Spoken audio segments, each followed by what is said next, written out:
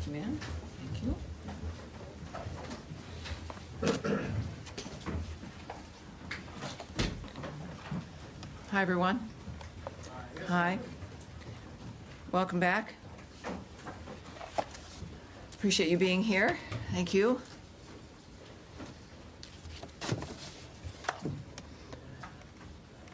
Everyone's set? We're good? Great. Welcome aboard, everyone. Thank you again for being here. For generations, the Middle East has been dealing with the world's largest state sponsor of terrorism, with the attack on Israel on October 7th by Hamas, reminding us of what's at stake. Due to the wisdom of the American people, President Trump's election to a second term has offered the world a chance to see an American leader committed to solving many of the world's existential threats with determination. Now, as the conflict between Israel and Iran continues, President Trump has also been clear that Iran cannot have a nuclear weapon. Secretary of State Marco Rubio has also stated that fact, as he has traveled the world working to implement President Trump's vision of peace and security. That statement has also been uttered from this podium many times. The fact that Iran cannot have a nuclear weapon is clear. As the White House reminds us, since taking office, President Trump has clearly stated no fewer than a dozen times that Iran cannot be allowed to have a nuclear weapon, for anyone who's unclear on that fact. President Trump has made the same pledge no fewer than 40 times before taking office, even as far back as 2011. One of the highest priorities of the Trump administration is the safety and security of the American people. To that end, the Department of State has established the Middle East Task Force to help coordinate support for U.S. citizens, our U.S. diplomatic missions, and personnel and diplomatic engagement. The task force is operating 24 hours a day.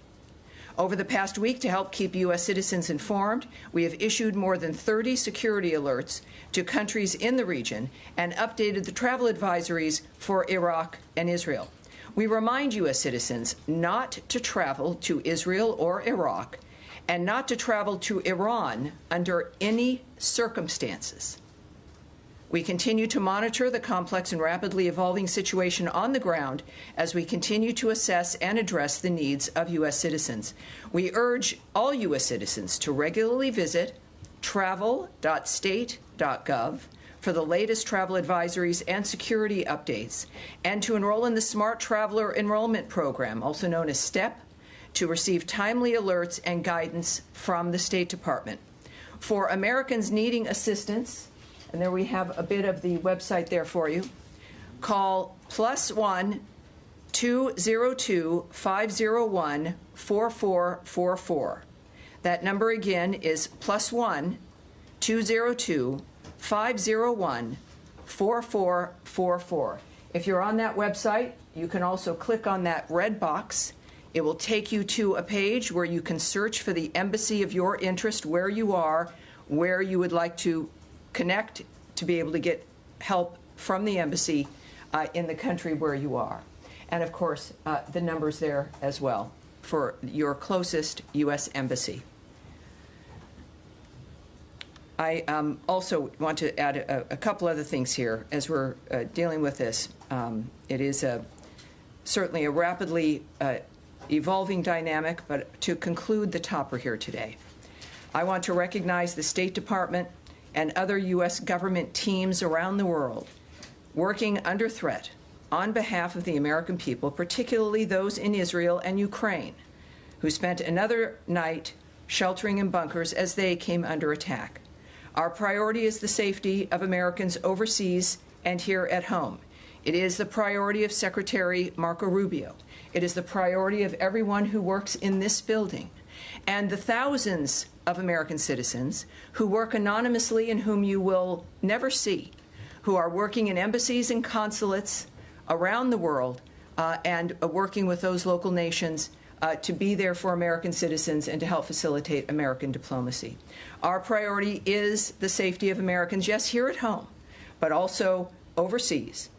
We thank all of those working on behalf of the American people, all of you watching from home and from around the world. We thank you, and from for everyone around the nation, we know and honor your work as we begin another briefing here, ready to take your questions. All right. Yes, sir. Yes. Hi, Tammy. Thanks. Thanks for that. Could you give us some more details on this task force, how it's going to work, and specifically if it's going to help Americans potentially leave the region, be repatriated, or depending on the countries that they're in, and any more details you can give on that? Right. I won't be giving you, just as a reminder of how today is a little bit of a different day for the briefing. There is always things that I can't say to you. And yet we have a long back and forth. Sometimes we have a little bit of a debate. I won't engage in that today. My responses will be perhaps a bit quicker than usual, and I'll be moving around more quickly to reach as many of you as I can. There will be less than I can answer for you because of the circumstances that we're dealing with around the world. So it is, just want you to know it's not personal, but we're working on certain things like the task force as an example. The task force is a group of people who are working, taking the calls of people, of American citizens around the world, making sure that they get connected with what they may need in that region. I won't go into the details of all that the task forces do, of course, but it's about information, making sure people here at the State Department and people that we get the information we need, but also people around the world, American citizens, get directed to the information that they may need as well.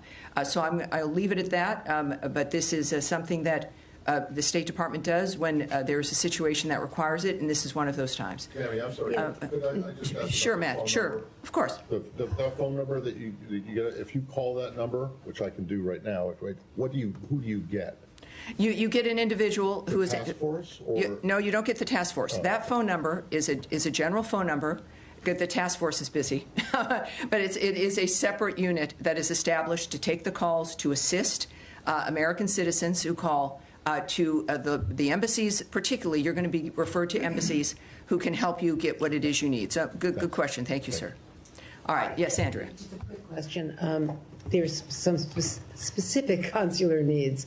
One in particular that I'm aware of, and there may be more than one, is an American citizen in Iran, where there is no embassy, no consulate. Mm-hmm. Would that be the Swiss protectorate? Would there be other options?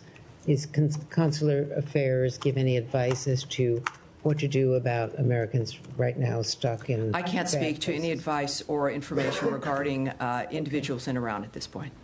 And what about American Israelis or Israeli Americans either wanting to come out or wanting to get back home? LL, I believe, has resumed flights in some small measure for people mm-hmm. who, some people have kids in Israel and they were visiting the States. Mm-hmm. And they're American citizens. Is there anything that they can do? Where should they call this number? Well, obviously, if you know, and we encourage every American when you travel, is to contact your local embassy or consulate, let them know you're there, make sure you know where they are, have those numbers, and that's what I would recommend, no matter where you're traveling, but certainly in the Middle East, is know where those entities are, know where the embassy is.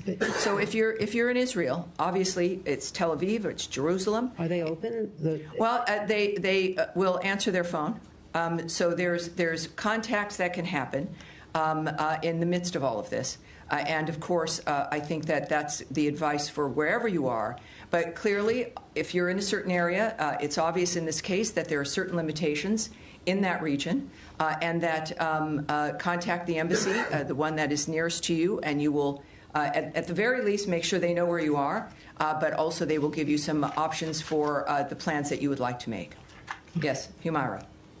Tammy, I understand your limitations, but I have to ask this. I know you do. It's your job, and I appreciate that. I'm here to take questions, not necessarily always answer them. Yeah, yes, last night President Trump said he wants a real end, not a ceasefire. So does the United States support or pursue regime change in Iran, or are we just talking about dismantling Iran's nuclear enrichment, and would that include the United States helping Israel strike Fordo? Well, I'm certainly not going to characterize what President Trump says or tweets, for that matter. He doesn't need characterizing. He's one of the most transparent, one of the most clear individuals that we've known. I think that we can take his word for his word, but I'm not going to speculate on, in a larger sense, what that would mean. That is up to the president. He is the singular guiding hand about what will be occurring from this point forward, as he has been.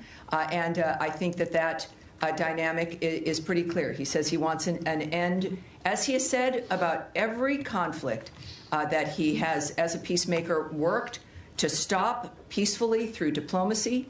That has been his commitment. And he wants these things, as he said about a number of situations, not for a month or 6 months, but durable ends to this nature of forever wars. And that has been his posture, and that's his posture now. Okay, I have an easier follow-up. Yes, ma'am. How many people... I'll take a hard one, too. I'd say. How many people so far have contacted U.S. missions in Israel or elsewhere, American citizens, seeking help to depart the country that they're in the Middle East? Yes, I won't discuss those details or the numbers involved with the embassies. Are you guys planning to facilitate charter planes to get people out or military evacuation? I will not discuss what our plans are in that regard. Yes, ma'am. Just to follow up on that really quickly. Sure. Are you guys considering at all operations that would help Americans who want to leave the region from evacuating? I know that our commitment is to the safety and security of Americans around the world. All right? Yes, sir. Yes, sir. Go ahead. Tammy, would the U.S. government like to see a regime change in Iran? First of all, I'm certainly not going to remotely address that. It would require me to speculate or speak on behalf of the president, which I will not do.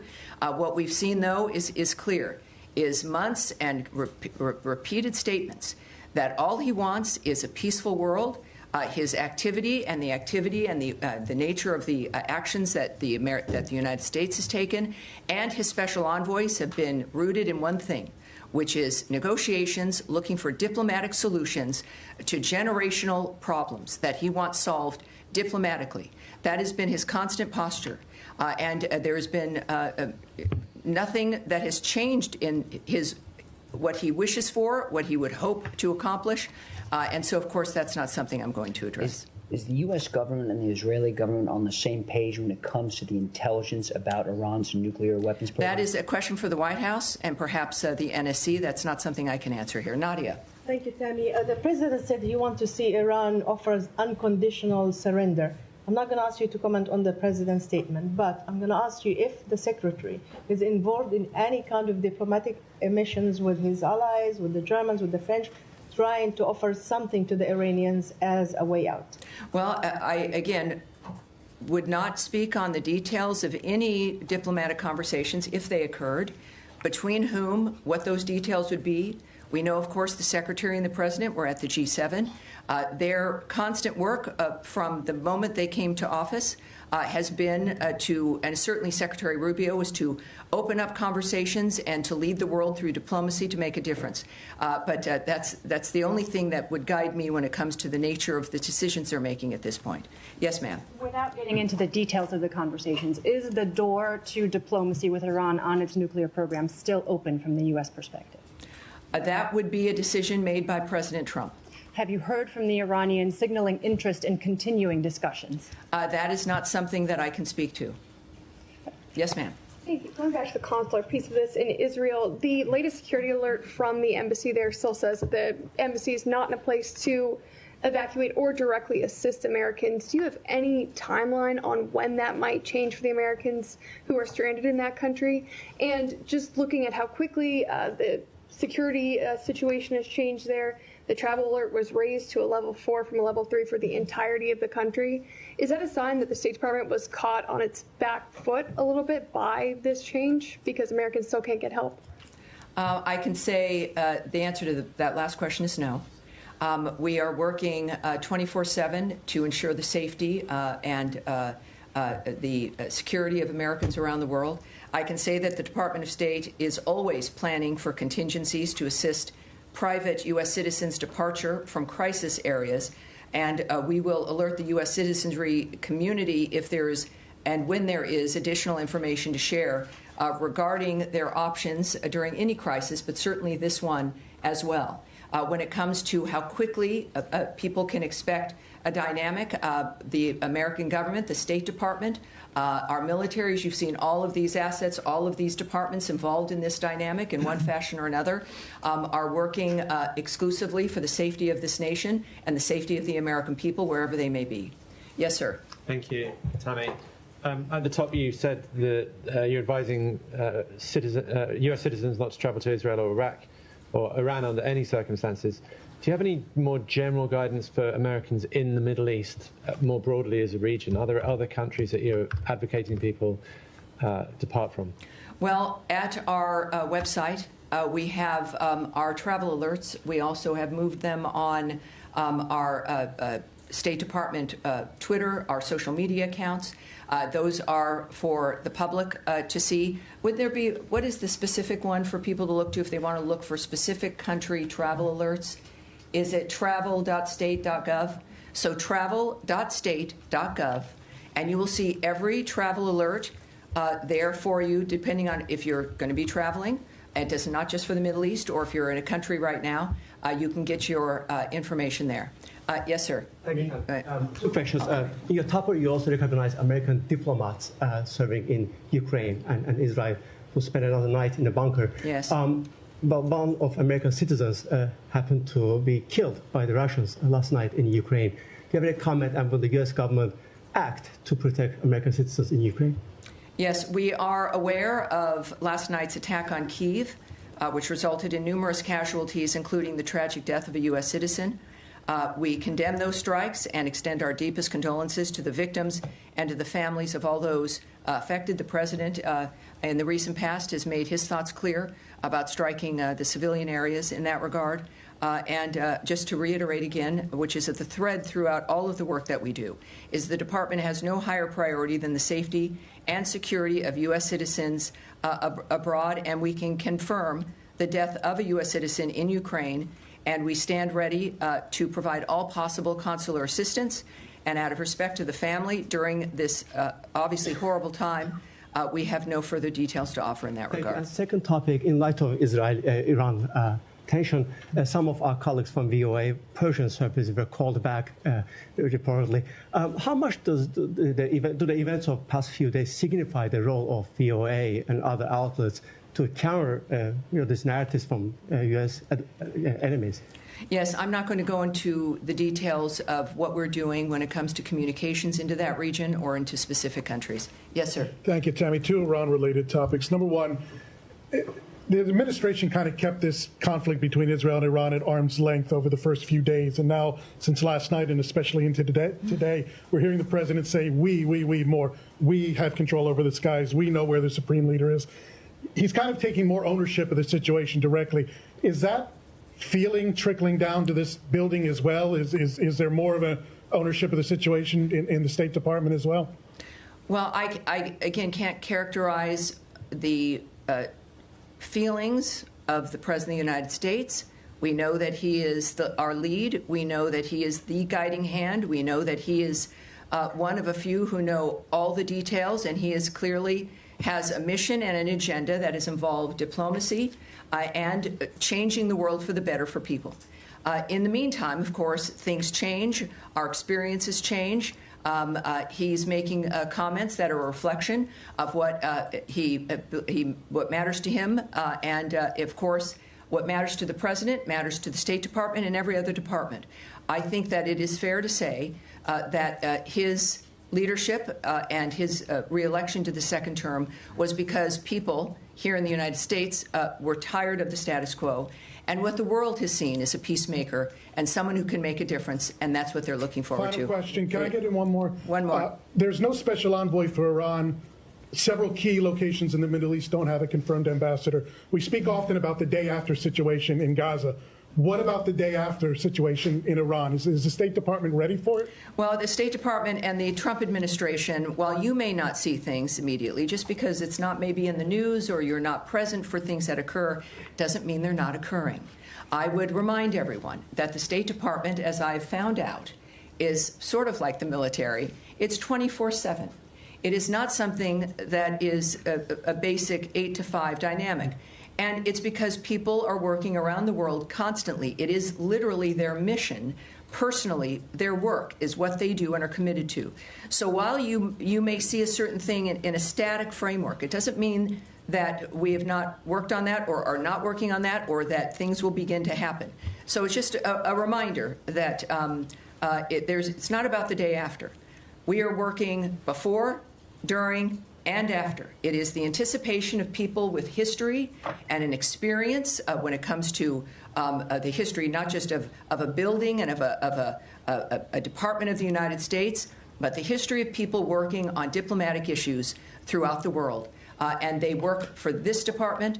They are committed to those issues, and that is what makes the State Department so effective, in addition to the leadership that is afforded by Marco Rubio as guided by Donald Trump. Yes, sir, you've been waiting. Tammy, the NATO summit is in The Hague next week. Yes. President Trump and Secretary Rubio came back early from the G7 summit because of the nature of what's going on in the Middle East. If this situation is still unfolding next week, should we expect some kind of changes to the delegation, changes to travel? Should we be anticipating that if the situation is still ongoing? You know, I can't tell you if anything will change. I know it has not so far. But as we have experienced from day to day or even sometimes hour to hour, things do change. This is a very dynamic event. We've all had our special situations that we're interested in, and we all want diplomacy to work, and we've been cheering on summits and ceasefire discussions, et cetera. This is something that is moving, as things tend to, very rapidly. So I would say that anything is possible, but at this point in time, that is still certainly on the books. But that's going to be obviously that's a presidential trip. That's going to be up to the White House. And I'm sure will be affected by their decision-making based on what they see. Yes, sir. Thanks, Tammy. 2 questions, please. First of all... Can you tell me, sir... yeah, Alan Fisher from Al Jazeera English. Very good. How do you do? Fine, thank you. The U.S. intelligence assessment on March 26 was that Iran was not working towards a nuclear bomb. What's changed? That the U.S. position seems to be that it was very close. Well, again, I can't speak to intelligence assessments, what may or may not have changed, or to the fact that it is President Trump and his team who are seeing things that matter when it comes to the decision-making, and I think that that's what's happened here. Second question is, if the president in his first term was willing to give the Taliban 18 months to come up with a deal, why was there only 60 days given to the Iranians to discuss something which is much more complicated? Again, I'm not going to discuss the details of the decisions made by the president. Andrea? I'm just saying that was Tulsi Gabbard's testimony in open session to the committees. Well, yes, and as I've noted, today is not that day. Next, yes? Yes, sir. Tie in the white shirt. Thank you. Is that you just suggesting that Andrea, we're moving on, please. Let's please be able to manage this. Sir, in the back there. Thank you, Tammy. My question is, the other week we were talking about the negotiations between Iran and the U.S., and the president was very optimistic about it. And now drastically everything has changed, and we are talking almost about a full-scale war between Israel and Iran. How do you name the procedure right now? Has the negotiations failed, or how can we name it? My second question will be, the Iranian state TV has been targeted by the Israeli Air Force. How do you see that? Do you see a state TV channel as a legitimate target? Well, you'd have to ask Israel about their decisions when it comes to the choices with what they strike and what they don't. And on your first question, which now is already, what was your first question? My first question, after all this, after these escalations, how do you name the process? I would say that you would look to the President of the United States for how he is characterizing what has occurred. And he is very open and transparent with that, and does it with his many conversations with the media and also on Truth Social. He is clearly accessible, certainly with his remarks, and he has said a number of things on social media that I think might answer your question. Yes, Saeed. Thank you. Very quick question on Gaza. Can I do that? Of course. Well, yeah. Are we continuing still with? I will come to you on Gaza, Saeed. I promise. But let's continue with the topic at hand. So yes, sir, in the back. Thank you so much, Tammy. 2 questions. One question on Iraq related to Iran. Iranian-backed group Escalating Hezbollah threatens the U.S. against interfering in the Israel-Iran conflict, which they said any American intervention in the conflict would prompt the group to target the U.S. interests across the region. Have you reached to the Iraqi government, and what's your message to these groups? And the second question, what's the State Department's assessment of diplomacy? Have you put diplomacy on a side, or you still believe that diplomacy can work with Iran? Well, again, I'm not going to comment on the nature of how the White House or the President or the DOD will respond to certain remarks or demands made by someone. So you'll have to ask the DOD regarding their reaction in that regard. I would also, though, I know that the President's Truth Social, he's made it very clear, even I think today, and I think I've got that right here. This is, again, one of the things we've learned about President Trump is that when he tweets, when he speaks, the world watches, and it's the most clear framework that we can learn of his approach. He has,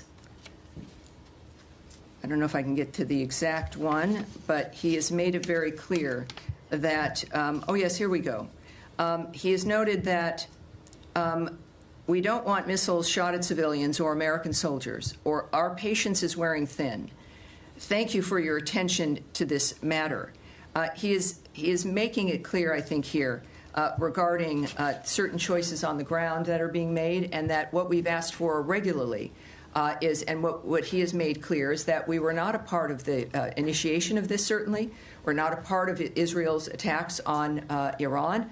That I think was stated very clearly by both Secretary Rubio and the President. And that's important for them, for people to know. And in this case, of course, the President has made it clear that if Americans are hurt, or in this case, a missile shot at civilians or American soldiers, that there would be a repercussion. I think that would not be surprising. All right, we'll go back. More on Iran. We'll close with you, sir. Thank you so much. Could you tell us about the role of partner countries in mediation efforts with Iran, like Mohammed bin Salman of Saudi Arabia, Qatar, and UAE?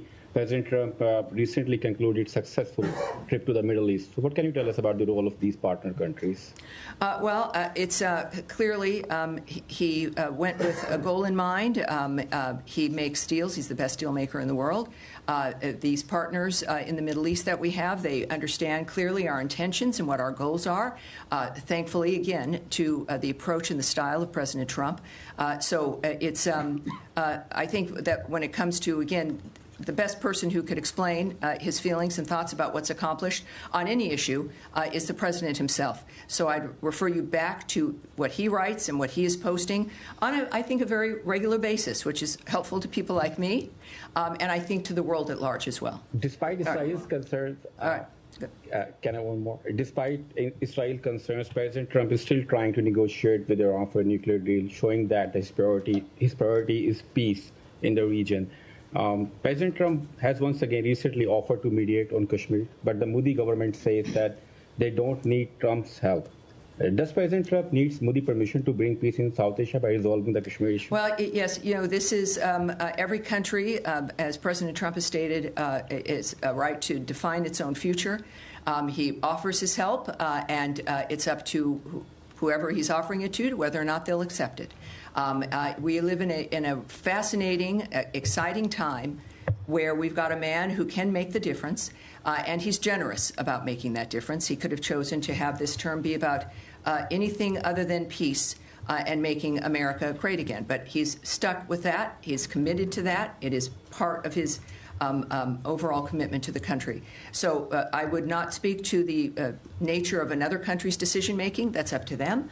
But I think all of us are grateful that we have a president who's willing to help and wants to help. Now, you have one more in Iran, and then we'll go to Saeed. Can you confirm a report that the former Iranian President Mahmoud Ahmadinejad has been killed in Tehran? I can't confirm that or report on that or discuss it. All right, thank you. Saeed. Thank you. Very quick question on Yes, Gaza. sir. In the last 48 hours, or the last 3 days, dozens of Palestinians have been killed at the aid centers and so on.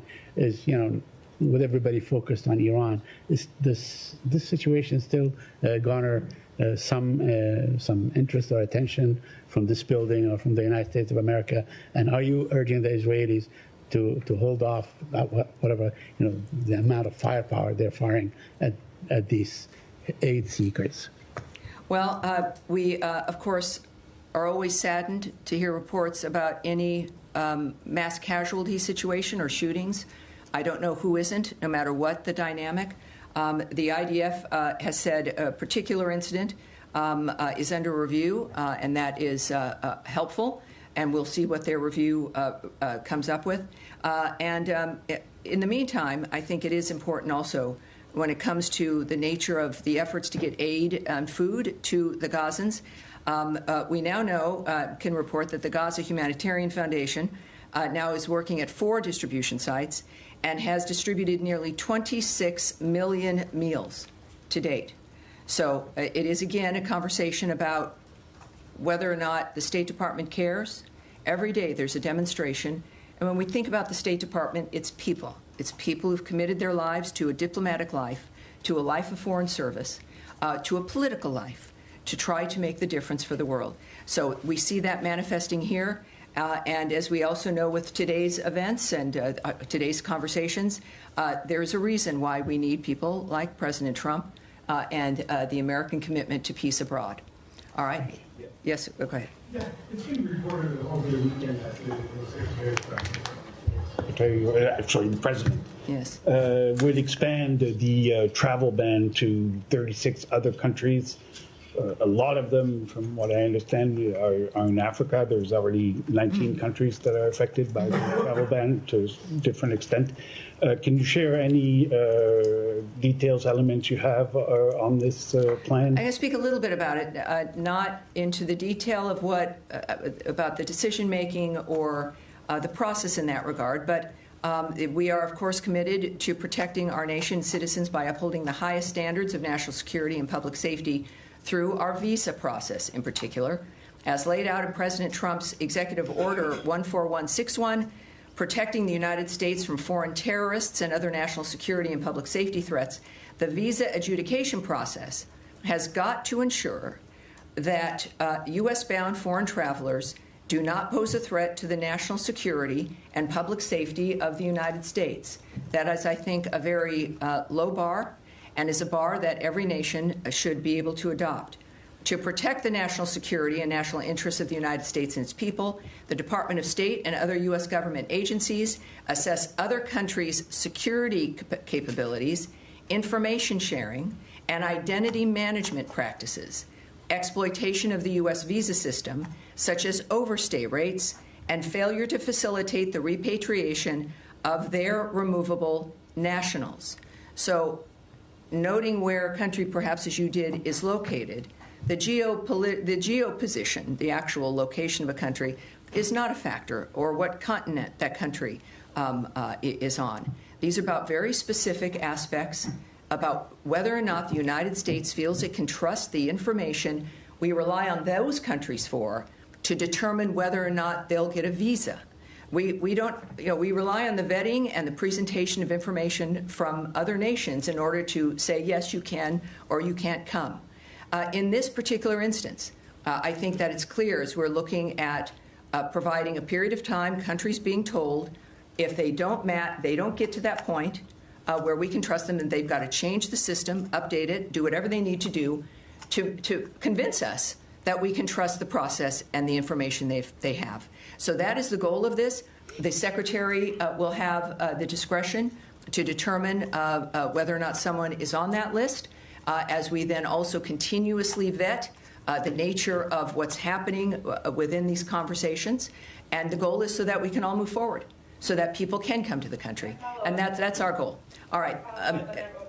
Yes, sir. Yeah, but I don't know why you're so far in the back, Michelle. But I'm sorry. With NPR, yes. Yes.